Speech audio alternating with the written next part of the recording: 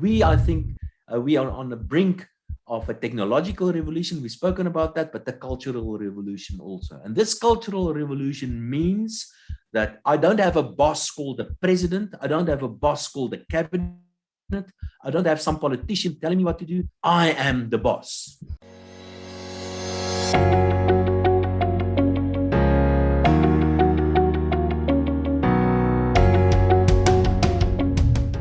Hello, my name is Donald Ramaphosa and welcome to WorldView. At WorldView, we explore everyone's perspectives on all things that can broaden our worldview. Today we're talking with a good friend and occasional host of WorldView, Dawie Roodt. Dawie is the chief economist at the Efficient Group and he is not a member of the Central Committee of the South African Communist Party. Dawie, good day and welcome to you. I can only say, comrade, good day to you. Thank you very much for that wonderful introduction.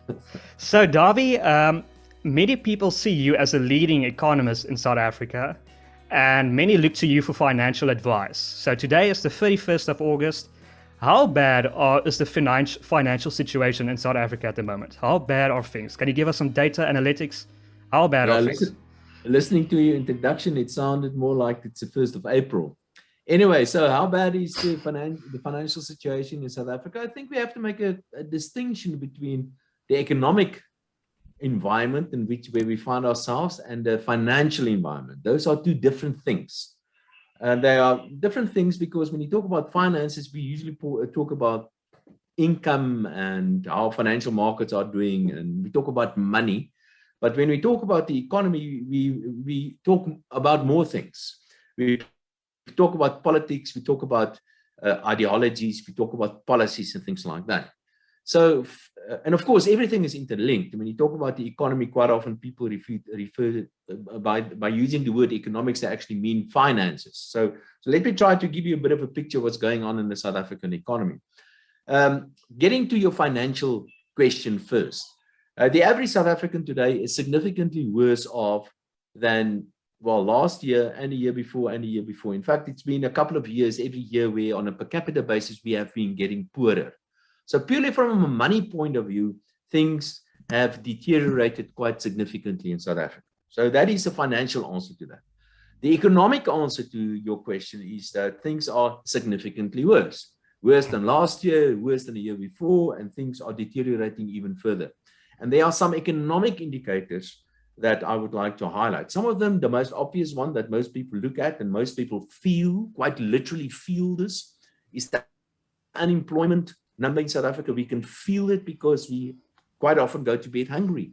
We can feel that because you sit at home waiting for somebody to offer you a job. So unemployment has gone up, and unemployment currently, depending which one of the definitions you want to follow, but it doesn't really matter. But unemployment in South Africa is at a record high. We have exceptionally high levels of unemployment, and compared to our peers, we've got the highest levels of unemployment. And amongst the youth, we have particularly high levels of unemployment. And because of weak economic growth, high levels of unemployment, it's easy to understand that poverty will go up with that, and people are actually going to bed hungry. Now, what's the reason for all of this? And I think there are many reasons for that, but if I want to point my finger to one institution that I think is primarily responsible for the mess in which we found ourselves, it must be the government, and it must be specifically the ANC government. And you can broaden that a little bit and say it must be the tripartite alliance. And why I say it is a tripartite alliance, because there's very little difference between, in fact, there are many members of the SACP, the Communist Party, that are actually part of the South African government. And we know all the names of those. And by the way, those communists that are part of the South African cabinet, they're not necessarily corrupt, but they're trying to implement the most silly policies that have been proven by many countries in the world that it can't work, and they keep on doing that. So it's an outdated, let's call it a stupid ideology that is still followed by the ANC government because it's part of the whole thing. So then getting to the efficiency of government. So they follow the wrong things, they do the wrong things, but not only do they do the wrong things, they do the wrong things badly. And with that, I mean they are highly incompetent in many things, and I can give you all the numbers. And on top of all of that, we've got corruption and mismanagement and everything that goes with that. The ANC is one massive patronage, and they are sucking this economy dry. And that's the reason. Of course, there are many other reasons. We had COVID, and because of that, the lockdown. But the lockdown itself was a mess because of the way the government managed that. Then we had the program whereby the state was supposed to support the economy, like many other countries in the world. But that was a mess as well because of the mismanagement by government.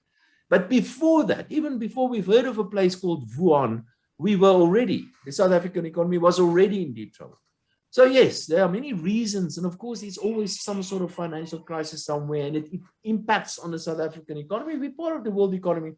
But all countries in the world go through the same kind of crises. They get out on the other side much better than us.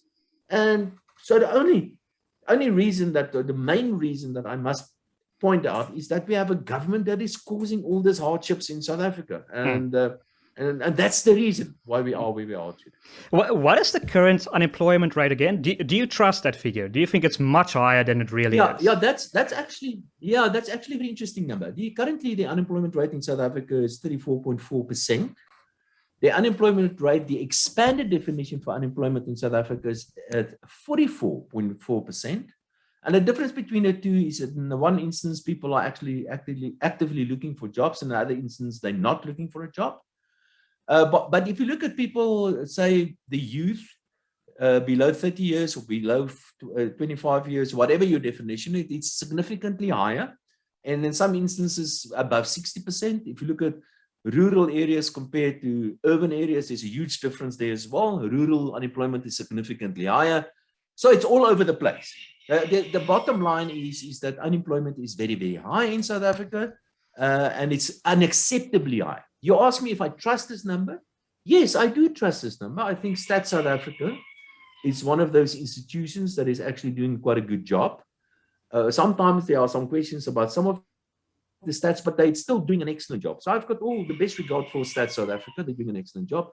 But I don't trust this number because I believe that the informal sector in South Africa is significantly bigger than what we think. So the technical part, the technical calculation of unemployment in South Africa and the definitions for unemployment in South Africa, all of that is done correctly by Stats South Africa. But because South Africa is an unusual place, I believe that our informal sector is perhaps much, much bigger, which means that many people are employed, but not officially employed. Let me give you an example. If somebody is unemployed, if you ask a person if he's employed, he may say, listen, I'm unemployed, but at the same time, he's renting out the back room somewhere in his house, or he's selling tomatoes or whatever. So he's generating an income of some sorts, but officially that person is unemployed. So yes, I believe the number, but I think we have to understand what's included in the number. And part of that is that I believe that the informal sector in South Africa is much bigger than what we think. And which, by the way, it's good news, by the way. Yeah, no, definitely. And I can believe it's a bit difficult to determine that number, especially if you drive into certain of these areas and like the Transkei. How can they know who's working there and who's not? But the state of our SOEs, is there one SOE that Dawie Roodt would give the Dawie Roodt stamp of approval? One SOE that's self-sufficient, that you believe is doing a proper job? Yeah, well, it depends on what you mean by an SOE. If you talk about an SOE as a so-called company, like, for example, Eskom or South African Airways, I don't think we have SOEs in South Africa. Let me explain what I mean by that. Because if you call South African Airways an SOE, then, I mean, a state-owned enterprise is a complete contradiction. They call themselves companies that have boards and they've got chairpersons and all that, and directors and huge salaries and all that, but they're not companies. So they're not companies. They're not enterprises. They are just some subdivision of some department somewhere. So we don't have state-owned enterprises. They pretend to be, but they're not really. So most of these state-owned, well, in fact, most of the state is dysfunctional in South Africa. But there are a couple of things that still work that is part of the state. You may not classify them necessarily as an enterprise. I think Stats South Africa is certainly one of those. by doing a good job. I think the Auditor General is also doing a fair job. I also think that the South African Reserve Bank, which is technically not a state-owned enterprise because it belongs to the private sector, to private shareholders like myself, for example. So that is in excellent hands. They're doing an excellent job there. And I guess we can down a couple of local authorities, a few, only a handful, but there are some local authorities that's actually doing a good job. But for the rest, it's very difficult for me to really point to something that works well, that is under control of government. There were some exceptions, like what I've mentioned. And we've got another institution that is under control of the state, of course, is the new under Balisa Baloy. What's her name? The new prosecutor. I've forgotten her name for a moment. Yeah, I think she's doing a good job as well. I'm sitting really and waiting for her to start making some major arrests. But so far, I think she's doing an okay job, but she better start moving and start arresting some of those high-flying politicians before I give a real stamp of approval. So the jury is still out on her. But for the rest, I'm afraid to say there are very, very few things that's under control of government that really works well. When do you think South Africa's sort of D-Day will arrive? When will interest on debt become unsustainable? And what do you think we will do? What will we turn towards the IMF, to the Chinese, perhaps to Zimbabwe? What will we do? Where will we get the money? Many people ask me this, and many people think there's a sort of a D-Day, a day where this thing called South Africa runs into a brick wall. There's no such day. There's no day when all of a sudden all the lights are switched off. Oh, well, let me rephrase, that happens quite often. But there's no end to this. There's no end. I think there are various things that's going to happen, and I think it's gradual process of deterioration. People also ask me if South Africa is going to become like Zimbabwe, and the answer to that is no. We're not going to become like Zimbabwe. We're going to become like a failed South Africa. Which there are things that may look the same as in Zim, but it's going to be different. Zimbabwe and Venezuela are both failed states, but they look different. There are differences. So we're not going to become like Zimbabwe, but there will be certain things that will look quite similar. So what's going to happen? There are a few things that I think is going to happen. One is that if you look at the fiscal accounts, which I analyze quite extensively, it has become unsustainable. The state is too big. The state is massively inefficient. The debt level is going up at an unsustainable rate. So if we only look at that, where is this going to end? And again, it's not going to end, but where is it heading to? And it's heading to things like the day is going to come when we will have to pay more and more if we want to borrow money, the state, because the savers will demand a higher return for this risk that they are taking. And eventually the state will find that, listen, this interest burden is becoming too onerous, and they're going to force people to lend money to the state. It's called prescribed assets. And then people are going to take the money out whenever they can. The rand's going to come under pressure even more, that sort of stuff. And the day is also going to come when the politicians realize that they cannot repay all this debt anymore, but they want to borrow even more. So what do? You try to get rid of debt. There are a number of ways of getting rid of debt, but the most popular way of getting rid of debt is to simply inflate it away. And that means that you have to pressurize the Reserve Bank to keep on printing money, lack of a better word, and that leads to inflation. So I think we are heading for very high levels of inflation because inflation undermines the value of money, but it also erodes the value of debt. So that's one way of getting rid of your debt. But you can't deflate your dollar-denominated debt away, because we're not controlled in the Federal Reserve in the US. But fortunately for us is that we don't have that much foreign denominated debt on the balance sheet. It's only about 10% of total outstanding debt. So if you talk about debt and only debt, then I think what we're probably going to see is high levels of inflation, which will reduce that. So that's one part of the answer to that. By the way, we've seen that the same sort of thing happened in Zim, the same sort of thing happened in Venezuela. And that is a characteristic of a country that is in deep financial trouble or economic problems. And that is that the high levels of inflation, as simple as that. So that is something that I think is going to happen. Something else that's going to happen because of the unsustainability of the fiscal accounts, we will see that the state will spend less money in real terms. Politicians will try to spend more. They don't like cutting back on state spending. But in real terms, there will be less money. There is simply less money available to spend. Now, they can huff and they can puff and do whatever they want to, but if you don't have money, you don't have money. You can increase the money supply by printing more money, but this money will not necessarily be worth much. It's called inflation. So that means that the police and the civil servants and the 30 million, let me repeat that, Nami, 30 million people that receive an income from the state every month, wow, their income will fall. Now, if you take money away from especially poor people, they get very angry. And we saw what happened in KZN and Gauteng. And I think part of the reason for that and what really happened there, I can't get my head around, but part of the reason for what we saw there has to do with finance or economics.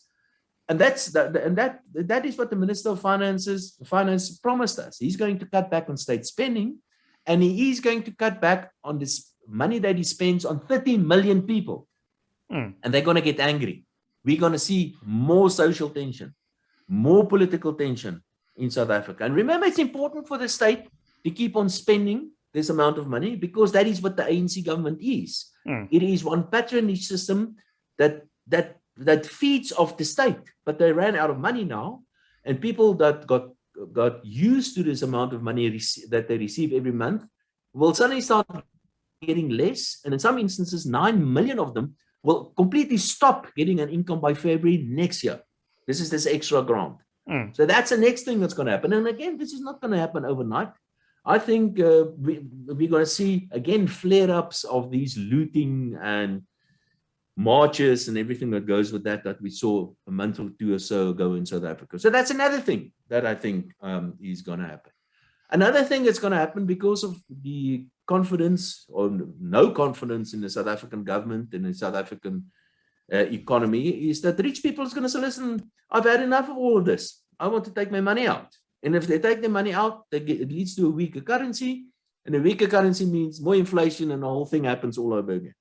Or what happens is the rich people say, listen, I'm going to rather go somewhere else and I'm going to create wealth there because they steal my money here or they overtax me in this place. I don't want to be here anymore. It's called the flight of capital and the flight of talent as well. And you don't have to go away physically. I mean, you and I be talking over internet now.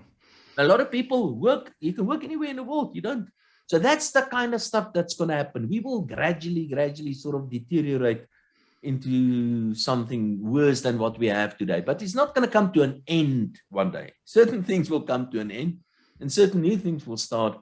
But the slope on which we find ourselves today is not a nice place. Poverty will go up, unemployment is likely to go up, social tension, inflation is going to go up, a weak economic growth. All those things that are bad are likely to be part of whatever future we have in South Africa. But maybe one day we're going to get a government that we kick out this incompetent government, we get a good political party, or maybe one day there's a Damascus moment for the president and he decides to really shuffle the cabinet and get rid of all that dead wood.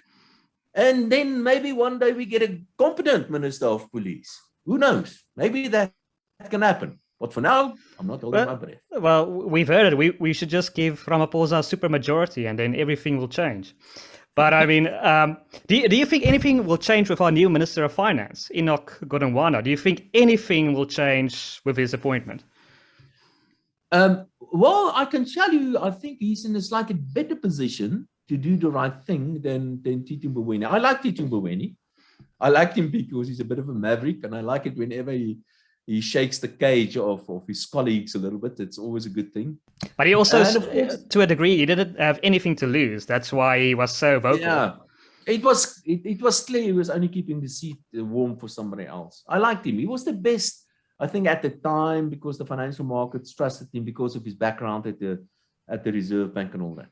So it was time for him to go, and it's an open secret that he wasn't in office that much, really. The new Minister of Finance, he's an insider. I think he's got the experience. He's been around for some time. I think he's got more support than Tito Mboweni had. I think he's the right guy. And I also think that, like Tito Mboweni, he's for a lack of a better word, let's call him a conservative Minister of Finance. Let me replace conservative with a little bit more responsible Minister of Finance. So he said, let's call him a responsible Minister of Finance, which means that he understands the predicament in which the fiscal accounts are, and understands that he needs to cut back spending, especially on that 30 million people. So I think it's going to follow more or less the same trajectory and more or less the same policies that Tito Mboweni followed. The only difference is that he's probably going to get a little bit more support from cabinet. So he's, with a bit of luck, we're going to see a bit of an improvement on a slower deterioration on the fiscal accounts with the new Minister of Finance. There's only one little issue, and that there are certain allegations about certain skeletons in certain cupboards. Now, that is really, really unfortunate. I like this guy. I think it's a good choice, but you need a Minister of Finance that is absolutely squeaky clean. And I'm afraid that that box cannot be ticked. So that is the only downside. For the rest, I think it's a good buy. Let's see what happens. They'll probably use that against him the moment he tries to institute good reforms. Oh, but you're corrupt. Point. And but yeah, it's frightening the extent of the corruption in the ANC. I mean, the recent case of Zweli Mkhize. Yeah, it's just frightening to hear these stories. I mean, it's like nobody, you can trust nobody of them, or not one of them. Zweli Mkhize is a good example. So the prosecuting authorities, apparently they've got a good and a strong case against him, because why would Cyril Ramaphosa fire him if that's not the case? So has he been arrested? No. No. So what now? Yeah. But Dawie, my family and I, we do a lot of road trips, and on the road trips we listen to a lot of podcasts, the interviews that you have done on WorldView, and we repeatedly hear this term. You say the rand has lost 99% of its value, and we've debated this, and we have no idea what that means. Can you explain to us and to our viewers in layman's terms, what does it mean when you say the rand has lost 99% of its value? Okay, if you go to university, they will teach you all sort of things, and quite often they teach you the wrong things. But one thing that they taught me in monetary economics is that the definition for inflation is the continuous increase in the prices of most goods and things. So in simple terms, things are getting more expensive. That's the definition of inflation. But there's another definition for inflation, and this is the one that I prefer. And that definition is the value of the money, the value of the currency keeps on falling. It's the same thing. So things be getting more expensive, because it's a relative gain. Things getting more expensive means that your currency, the rand, is becoming less valuable. And if you look at it from that point of view, that your currency becomes less valuable, then you also understand that things like, for example, an increase in the petrol price is not inflation. Because the definition is that most prices of most things must get more expensive. Only then is it inflation. While the other definition says that the value of your currency falls. And an increase in the petrol price, if the beer price falls, for example, doesn't mean your currency loses value. It simply means there's a change in the relative prices in the basket. Anyway, coming back to your question. So if you follow the second definition of money, that money keeps on losing value, then that explains why we say that the South African rand has lost nearly 99% of its value, which simply means that 1 rand today can buy 1% of stuff that it bought 60 years ago. Wow. So roughly speaking, 10 cents today, 1 cent today, 1 cent today is equal to a 1 rand 60 years ago. And in relative terms, do you know, for example, how much the Zimbabwe dollar has lost its value? Well, a currency will never lose 100% of its value. It cannot lose 100% of its value because you can still use it to make fire. You can still use it as firewood. Toilet paper. So you can never reach zero, because the piece of paper will have some sort of value. But the Zim currency, for all practical purposes, has lost all its value. In fact, it's lost so much value that people don't want to have it anymore, don't take it anymore. And that is the sign of a currency, and that's the reason why we trust not the same as we used to, but we still trust. If you give me 100 rand, I will accept that because I believe somebody else is going to take it from me. And that's why we prefer to have US dollars, because we are very sure somebody else is going to take US dollars from me again. And that has to do with and that's why the US dollar maintains its value better than the South African currency, simply because of confidence, more confidence. There are other reasons as well, but more confidence in the US dollar than in the South African rand. And that, by the way, is also part of the reason why we can have so-called fiat currencies. Fiat currencies simply mean that a government or a central bank can create money out of nothing because there's trust in that particular institution. In the case of South Africa, it's called the South African Reserve Bank. In the case of America, it's called the Federal Reserve of the United States.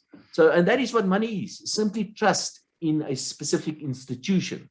And in the case of South Africa, we've lost 99% of our trust in the South African central bank. Wow.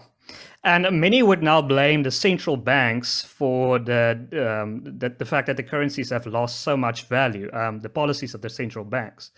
And we've seen them flirting with negative interest rates, right? Like minus 0. Minus 1. I mean, perhaps I'm being stupid, but I mean, can't I expand on that? Can't I go from -1 to -2 to -3 to -4? And if they can do that, haven't we even begin to see the madness of the central banks? Yeah, let's just first dispel a myth. And that is that, central banks are independent. You can ask them. All central banks in the world or most of them would like to say that they are independent. Also the South African Central Bank. But if we're really, really honest, we will realize and accept that central banks are not really independent. They are part of this big machinery called government. They sort of independent in terms of the Lesetja Kganyago can change interest rates. But in the end, it's Lesetja Kganyago is appointed by the president. And the profits of the South African Reserve Bank is transferred to the state. So it's part of this big machine called the state in South Africa. But nevertheless, they like to think they're independent. They're not really. So how does it work? Some of this. When governments borrow money, they, for example, would borrow money from a bank, and they will give the bank a piece of paper called the government bond. And the bank will take this government bond to the South African Reserve Bank as an example. This is simplified. And the Reserve Bank will print 100 rand and give it back to the bank. And the government will go back to the bank and borrow another 100 rand and give them a piece of paper. And the bank will go back to the central bank and give them. And so the whole story goes on. So basically, because government paper or government debt is seen as the best quality debt in the country, the central bank always accepts that as collateral if banks want to go and borrow money from the central bank. So that's how this whole system works. So it creates, they try to create this impression that they're completely independent, but they're not really. And I've just explained, I mean, this whole process makes it clear. So basically, the Minister of Finance prints money, but he doesn't do it in so many words. What he does, he issues paper to the banks, and the banks convert that into money at the South African Central Bank. The central bank, if the whole thing works well, they usually have, like in the case of South Africa, they've got something called inflation targets. And if you keep on doing this process that I've just explained, it will lead to a huge increase in money supply eventually, and it will lead to inflation and that sort of stuff. So what central banks do, they typically will have things like inflation targets, and they try to make sure that inflation doesn't get out of hand. And of course, there's this whole confidence thing as well that we've spoken about. And they will increase interest rates or reduce interest rates depending on what happens to inflation. But central banks have a bit of a problem, and we don't have that problem, but internationally, some of the big ones, they have this problem. And their problem is that if inflation falls, they can cut interest rates. And if it falls even further, they can cut interest rates even further. And the day will come when they've cut interest rates to zero. Now, what now? That's a bit of a dilemma. Because if a central bank cuts interest rate to below zero, then it means that if you go to a bank and you borrow money from the bank, then the bank pays you to take money. Now, that sounds very weird, but there are cases like this. For example, if you want to lend the money to the Japanese government, you have to pay them before they take your money. They have interest rates below zero.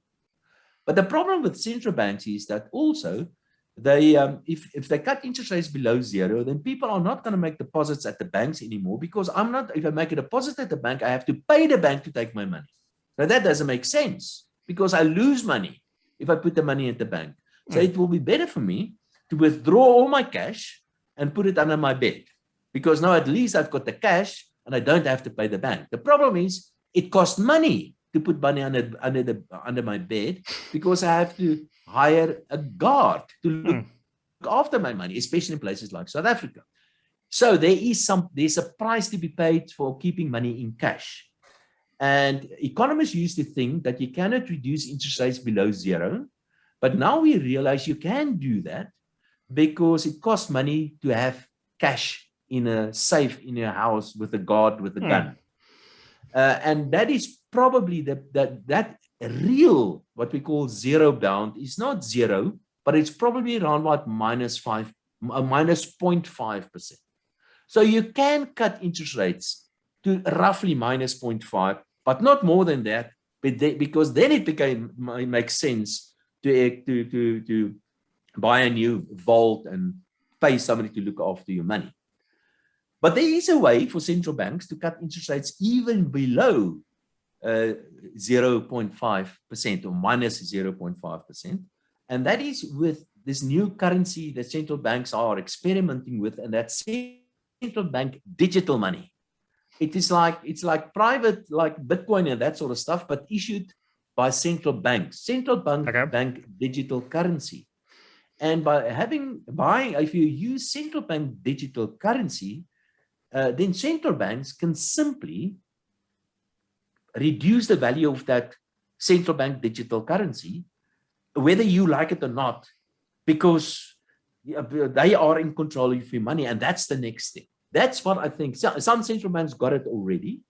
The Chinese bank is a good example, because central banks cut interest rates to encourage us to spend the money. People don't want necessarily to spend the money, but if you realize your central bank digital currency is becoming less valuable, then you're going to spend it. It's unlike cash. Cash I can put under my bed, for example, but central bank digital currency is under control of your central bank. There are different varieties of this, of course, but it's typically under control of your central bank, and they can simply erode the value of your currency and forcing you to spend this money as soon as possible. And that's exactly the same as negative interest rates. But where the world is at the moment, in the big countries in the world, the US, Europe, and so on, interest rates are extremely low, in some cases at zero or even below zero. And central banks are printing money out of nothing. We have some inflationary pressures internationally, which means that we might see interest rates going up a little bit internationally, but the jury is still out on that. And for now, that is not an issue that central banks need to cut interest rates. There's a possibility that they may start increasing interest rates over the next couple of months or so. But that's an interesting experiment for central bank to have cut interest rates down to zero, or actually below zero in some instances the past 10 years or so. So if I understood you correctly, they can't get it below 0.5 because that will essentially lead to the downfall of the banks, because nobody's going to deposit their money in the banks anymore. That is, and not only, there are some other issues as well. If a central bank creates its own central bank digital currency, it's like a Bitcoin for central banks, if you like. And they've done it. There are examples of that already. Like the best example is the Chinese central bank. Then basically what happens is that it is like having cash, but it's electronic cash in a way. You can have it on your phone. So you have it on your cell phone, and I can pay you with my cell phone. But the central banks know who I am. They know how much cash I have in electronic form on my cell phone. And they can reduce the value of that if they want to, which is equal to negative interest rates, for example. But it also means that I don't have to go to a bank to make a deposit at the bank, because for all practical purposes, I have an account at the central bank. So yes, the interest rates below zero means that people will not deposit money at the banks. You're absolutely correct on that. But central bank digital currency also means the same, that people are not going to go to the banks to deposit money anymore, because I basically have an account at the central bank. So why go to the banks? So whatever is going to happen in future, I can tell you one thing, and that is the banks are probably going to pull the short end of the stick here, and there's some significant changes that's going to happen, especially on payment systems. It's happening already. PayPal is a good example. Bitcoin, all these other things are all good examples of payment systems that are actually circumventing the banks. And the introduction of central bank digital currency is going to make life even more difficult for the banks. So banking is going to change, and banking, or at least banks, the way we understand what banks are supposed to be, are going to disappear. Remember, the essence of a bank is that they stand between a saver and a borrower. And if the borrower and the saver can meet each other somewhere else, why go through a bank? That's basically what it comes down to. Yes, so banking is changing, and it will keep on changing, and quite dramatic. Yeah, and a point I found fascinating in the interview you did with Uli Koorts is where you said that it's possible that they will completely wipe out the debts, the debt that the governments have, the states have at the moment. Is that the only thing they can do? And are they really seriously consider doing that? Yeah, okay. Well, there are plenty. What you've just said is really an interesting question, and we can talk the whole day about that. But let's just get back to what we've spoken about already. That's inflation. Inflation wipes out the debt of debtors, but it wipes out the savings of savers as well. That's what inflation does. So that's one way of getting away from debt. Simply wipe it out with inflation. But there's another way, and this is an interesting one. We spoke about this previously, and in fact, we've just spoken about it as well, is that in the case of the United States, as an example, now let me just take a step back. Remember, we said that the central bank is supposed to be independent, but if we're really honest, we will admit that it's actually part of this big thing called the state. So in the case of the Federal Reserve in the United States, for example, and to a lesser extent in the case of South Africa as well, but in the case of the Fed, what they do, every month, they print $120 billion, and they take this $120 billion and they buy stuff with that. Typically, government debt instruments. Some other stuff as well, but they will buy government debt instruments. They give it a fancy name. Sorry, doesn't that also erode your independence when you buy assets of the... Yeah, of course. But they say they're independent because they can decide what happens to monetary policy, to interest rates. And Jerome Powell, they just had a big fancy meeting at a place called Jackson Hole, where they talked about these sort of stuff. And he made it clear that he's going to start buying less, or reduce his every month, this so-called quantitative easing to less than 120 billion. We need the details a little bit later this year. So let's keep an eye on what's going to happen there. But for now, they print $120 billion every month extra, and they buy stuff with that. So what happens is that the Federal Reserve, they accumulate more and more government debt or state debt on their balance sheet. And at the moment, they've got gazillions of that, a lot. I mean, we're talking about trillions of dollars of so-called assets on the balance sheet of the Federal Reserve. But like I've said, if we're really honest, it's the same thing, really, the US government and the US Federal Reserve. So it is quite possible, and I can't see why they don't do that. It is very possible that one day the Fed can simply say, let's forgive all this debt and we cancel it. And it's gone. It's off the balance sheet of government, and it's off the balance sheet of the Fed, and nothing is going to happen. Let me give you another example. Remember, when a central bank issues a note, that is a liability on the balance sheet of the central bank. So the central bank promises you that if you bring this note back, they will give you something in return. In the old days, they will give you a piece of gold in return. But nowadays, if you bring them a note, they will give you the same note back. So that's what they're going to give you back in return. I promise to pay the bearer, it says on the note, 10 Rand for 10 Rand. So that's how it works nowadays. But they do not pay. It's a liability. They issue the notes, but it's not a liability. Well, it is a liability, but they do not pay interest on this liability. Okay. In a case of a government or a treasury in a government, like what our new Minister of Finance will be doing, he will do exactly the same, but he will give his currency another name. He call it government bonds. So he will sell a government bond to a pension fund, and he will pay the difference. There are two differences. He will pay an interest on this government bond. The central bank doesn't pay an interest, but he is prepared to pay an interest. Additionally, he also guarantees that after a period, he will buy back this bond for money, for cash, central bank cash. So the difference between a government bond and a central bank money is the one's got a redemption date and the other one has not. The one pays interest and the other one does not. But now the thing is getting a little bit blurry, because what happens, like in some instances, if a government issues a bond and pays 0 interest on that?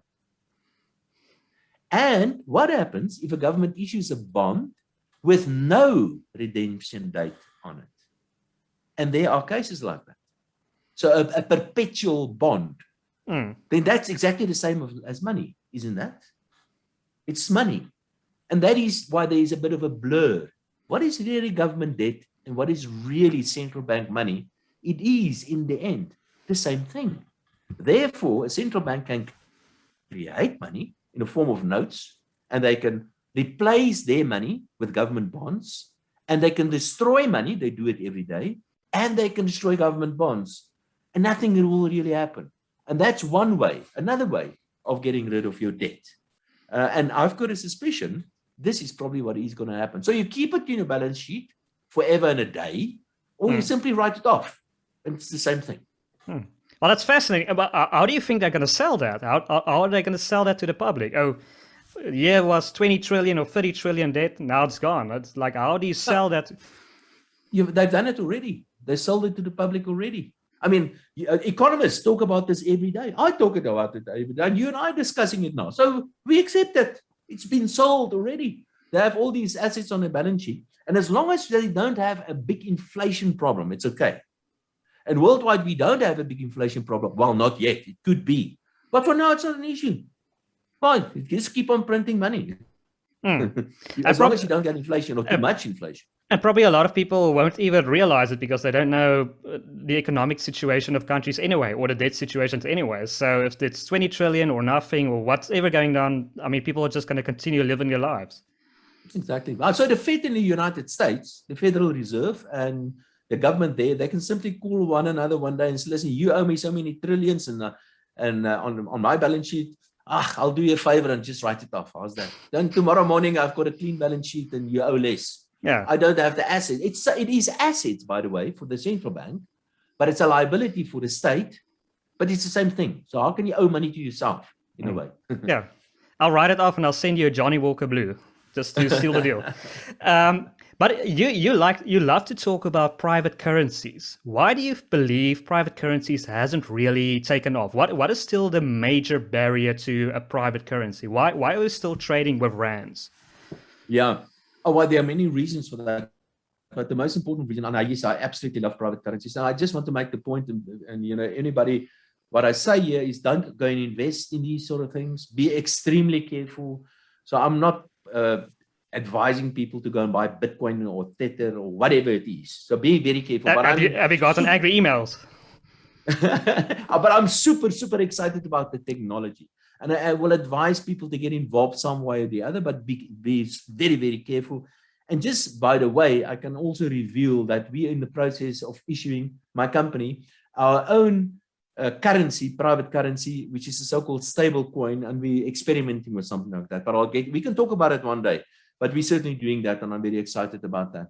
Why hasn't private currency taken off so much yet? There are many reasons and many good reasons for that. One is that we haven't completely lost confidence in the dollar. So why replace it with something else if there's still something that you've been accustomed to for a long time, something like the dollar or normal other fiat currencies? Another reason is that there's a whole system built around the dollar and the rand. There's an existing infrastructure and an existing environment that was created around this. It's called the payment systems, it's called credit cards, it's called banks, it's called deposits, it's called all these sort of things. Monetary, it's part of an existing thing. And this thing has evolved over many decades and millennia, and you're not going to stop and change this overnight. So that's the second one. A third reason is that central banks, if we allow private currencies to take over, central banks and governments will lose a lot of control We know them. That's why they're politicians. They want control over things. So they're not going to make life easy for us to take over, to start our own private currencies. Another reason is because there are a lot of crooks out there, plenty of them. People, there's new technology promising you the sun and the moon and the stars, and before you know it, your money is gone. And every day we hear about these sort of things. So be careful, people. And another thing is, I think the technology is still gradually developing, and there are many loopholes and things that we need to understand.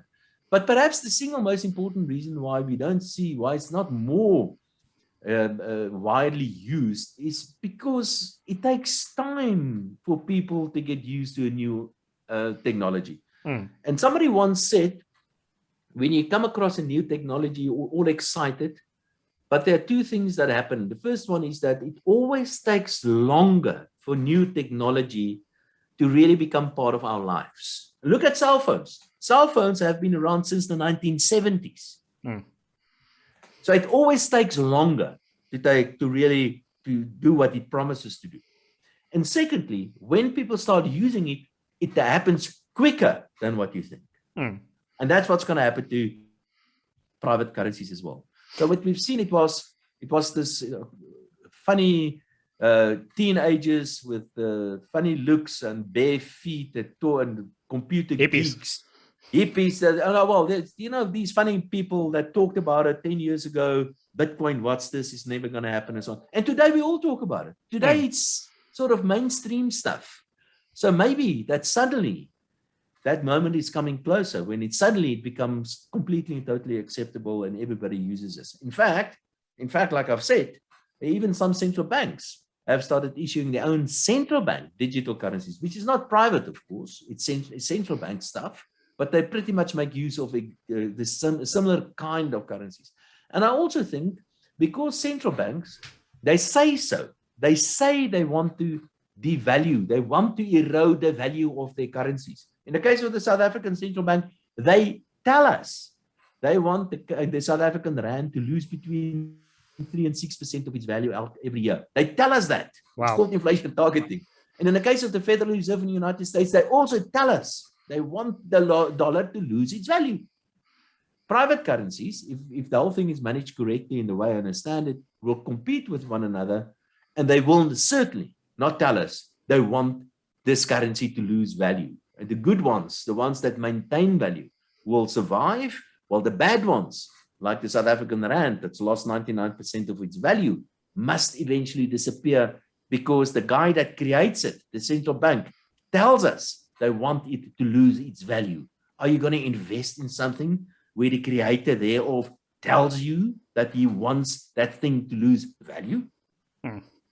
And probably Bitcoin was an asset at the start because it brought attention, like you say, to the private currency world. But to a certain degree, it's now a liability because people see that fluctuating prices. One day it's plus $10,000, the next day it's minus $10,000. Oh no, I don't want to invest in this. So to a certain degree, Bitcoin has also become a bad rep for the private currency world. But I think there's a lot of things that still need to happen. I think in a case of, for example, Bitcoin is perhaps not a very good example because it's, despite the fact that it's very exciting new stuff, the technology is actually, and I'm not an expert in this, but the technology is actually a bit old. It's quite expensive to do transactions in Bitcoin. Some of the other so-called cryptocurrencies are perhaps a little bit better. I think the technology will eventually evolve, and I think once we start creating more and more derivatives of these private currencies, then things will stabilize gradually. And I think some of these private currencies will take on different functions. So typically, you will find a currency like Bitcoin, which is expensive to transact in, that you put your savings in Bitcoin. I'm just using it as an example, while you use another one like, for example, Ethereum, as to do transactions with, because transaction-wise, it's cheaper. You can't buy bread with Bitcoin. It's just too expensive, the transaction cost. So what you do every day, you take a small piece of your Bitcoin, you convert that into another one where the transaction costs are lower, and you use that to buy your bread and your beer, whatever. So I think some of these private currencies will start specializing in various things. And remember, it's also possible for private currencies to change the nature of this, let me give you an example what I mean by that. If, for instance, I sell my, I take a call on your cell phone. I've got a call option and I can buy your cell phone for 100 Rand in 1 year's time. Then I can, and in 1 year's time, I can go to you and I say, listen, I exercise this call option and now it's my cell phone and I give you the 100 Rand. I give you the document, the call option. So the call option becomes, it redeems. So before that, I can sell this call option. For example, I can sell this call option to somebody else, and that can be used as a form of money, because eventually this call option will be converted into a cell phone, for example. So what I'm trying to say is that the nature of money can change, and the blockchain will accommodate that and make it possible for that to turn into something else. So it may be a contract to start off with, and then gradually this contract will be converted into money. If it makes sense, what I'm trying to say. Yeah, that's interesting. So where's that border between something that's money and not money? I think we have to redefine money. Money, the definition for money is anything that is generally accepted as money, and I accept that. But then there are some characteristics of money that it must be a unit of account. It must be you must be able to use it for transactions. You must be able to save in. Those are the three requirements for money. But I think a fourth requirement for money is that, and that should be included in the definition of money somehow, is that money is basically information.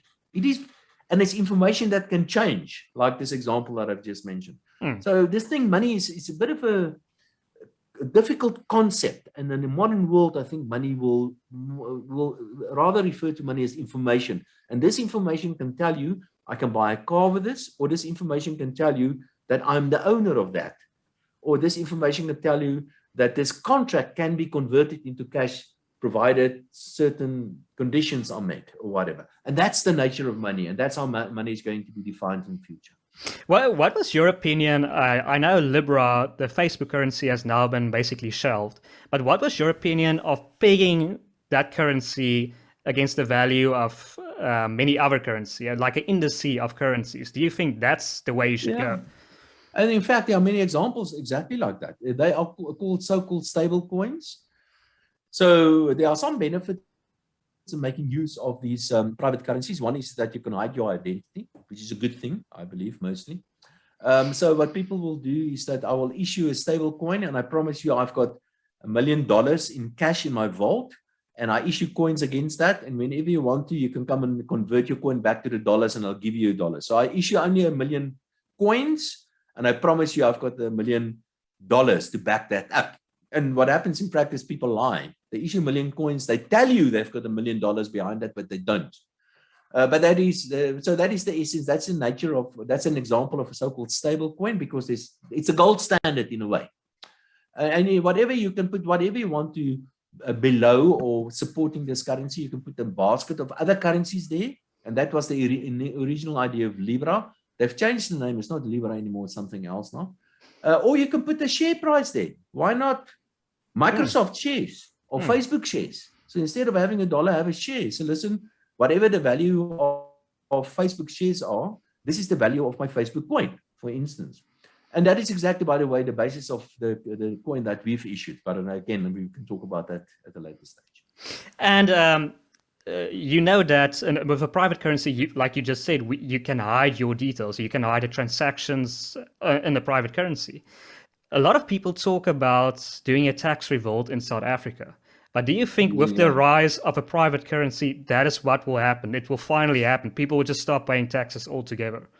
Yeah, let me correct something. And again, I'm not the technical part. I'm not an expert on that. But the blockchain actually means that all transactions since the beginning of history is on a blockchain, and you can actually go back to any transaction on the blockchain. So in a way, it is completely transparent, and everybody knows what everybody else is doing. So the reason why your identity can be hidden is because of certain encryption technology. You have the password. Information of but the information about the transaction itself remains forever on the blockchain. So be careful. Don't. So there's a difference between the identity of the individual and the transaction. The transaction information is forever on the blockchain. Yes, to come back to your answer, yeah. It's if you use cash, for example, then you can do an illegal transaction behind closed doors somewhere, and you don't have to pay taxes because you've got cash and so on. But as we all know, it's becoming more and more difficult to use cash, because the banks ask you all sort of funny questions if you walk in there with R1 million. They say, listen, where did you get this? There are all sort of legislations forcing banks to ask all sort of uncomfortable questions. So cash becomes more and more difficult to do illegal transactions with. But encrypted currencies, you can actually do exactly the same. It is like cash, but the only difference is nobody can see who you are, depending on what technology is, by the way. If you use central bank digital currency, then everybody knows what you're doing, especially the central bank. And they're going to tell SARS what you are doing, and you're going to pay your taxes. But in the case of, say, Bitcoin, for instance, it is indeed possible to hide your identity, to buy a Bitcoin in South Africa, and to go anywhere in the world and spend your money there as much as you like. And by doing that, you actually break a lot of laws, because there are laws preventing South Africans from taking money out of South Africa. It's called foreign exchange regulations. But Bitcoin is not limited to a certain geographic area. It's information, remember? And it's everywhere. It's nowhere, but it's also everywhere. But yeah, you're absolutely right. That is an opportunity for the private sector to pay less tax. And that is to do transactions with one another on the blockchain with encrypted technology, making it extremely difficult for SARS to actually be able to tax you, because that information will not, all under certain circumstances, can be hidden from SARS, making it difficult for them to actually prove how much money you have to pay to SARS. Interesting times await. But Dawie, I don't want to take up any more of your valuable time. Thank you so much for this interview. Is there anything else you want to add or plug or say that you're doing before we conclude? Yeah, I can just tell you that I am so excited about the future. I think we are at the beginning of a revolution, a technological revolution. I also believe that we are at the beginning of another kind of a revolution. It's a cultural revolution. Up to now, what we work and we functioned in a certain society with a government and with a central bank, and you always have to ask permission for Big Brother to do A, B, and C. I think we are on the brink of a technological revolution. We've spoken about that, but the cultural revolution also. And this cultural revolution means that I don't have a boss called the president. I don't have a boss called the cabinet. I don't have some politician telling me what to do. I am the boss. I am the most important person in the world. And there's a cultural revolution, and technology will allow me to be and become the most important person in the world. And I intend to follow that trend. I like that. Absolutely. Well, thank you so much for your time, Dawie. My name is Donald. And yeah, if you've liked our content, if you've made it this far, please consider liking this video, sharing it as widely as possible, and subscribing to our channel. This has been WorldView.